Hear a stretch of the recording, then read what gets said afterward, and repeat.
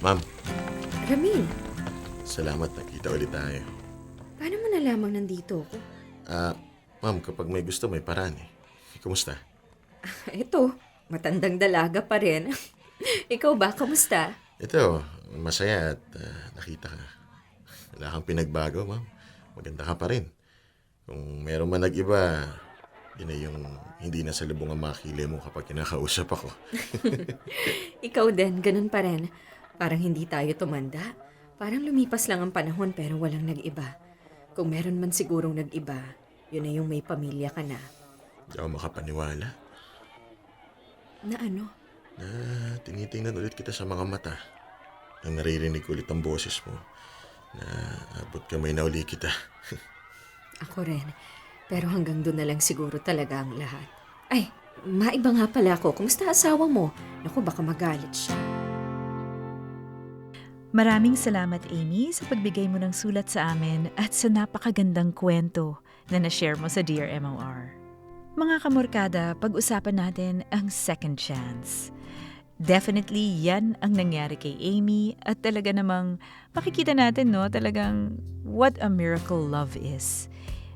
At the time that we don't expect it, dumarating ulit siya sa buhay natin. At sa buhay ni Amy, ang bumalik sa buhay niya ay yung mismong taong mahal na mahal niya noon.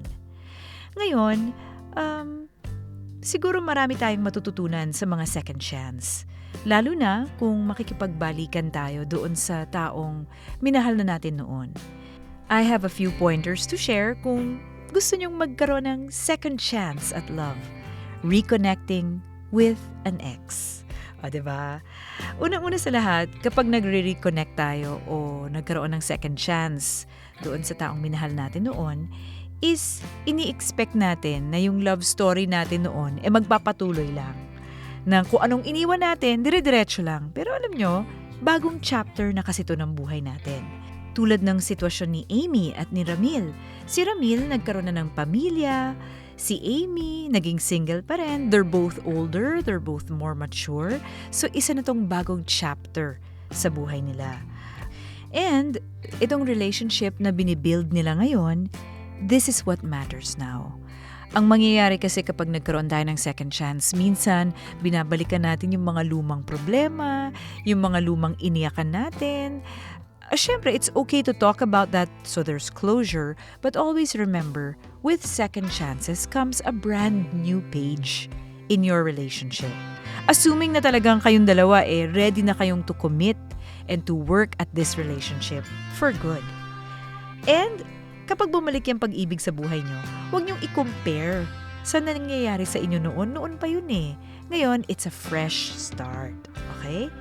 Ang first love natin or ang first relationship natin, doon natin makikita lahat ng yung mga masasayang memories, makikita din natin yung mga pagkakamali na nangyari noon. So, itong second chance at love, ito na yung pagkakataon na baguhin natin yung mga bagay na hindi natin nagustuhan noon. Yung mga bagay na gusto nating mas ma-improve in this second relationship. At sa totoo lang, ang second relationship, naniniwala ako it's a gift. Kasi yung taong kaharap mo, minsan mo nang minahal, may pagkakataon ka nang mahalin siya ulit. And bigyan siya ng pagmamahal na higit pa sa dati mong binigay. At ganun din siya dapat sa'yo. Remember, you don't have to relive the past. You get to create a future. Ayan. Wala namang problema sa pagre-reminisce. Pero syempre, kung puro pagre-reminiscing ang gagawin ninyo, hindi kayo nagbibigay ng pagkakataon mag-grow itong bagong relationship nyo. And this is a very exciting time in your life, Amy and Ramil. Natutuwa ako para sa inyo. So siguro marami kayong pwedeng i-explore together like how to build your family together.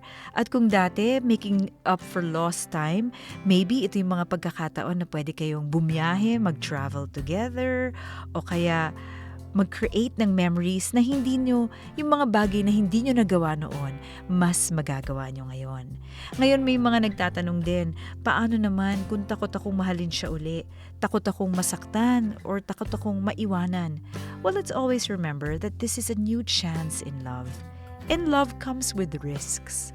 And if you go into it wholeheartedly and you believe na kakayanin ninyo, then you will see it to the end. Kasi ganoon naman talaga, di ba? Having a new relationship means you're creating new stories together, giving yourself something fresh to laugh about and to build trust in each other. Well, I'm so happy for both of you. Congratulations! At nakatalagang totoo nga yung sinasabi nila. Kapag if it's meant to be, it's meant to be nga. Maraming salamat din sa lahat ng mga nakikinig sa atin at syempre sa ating magagaling na dramatista at Dear MOR team na talaga namang nagsisipag magbigay ng fresh new episode para sa inyo palagi. Until the next upload, ito po si Miss M. Isang magandang araw sa inyong lahat.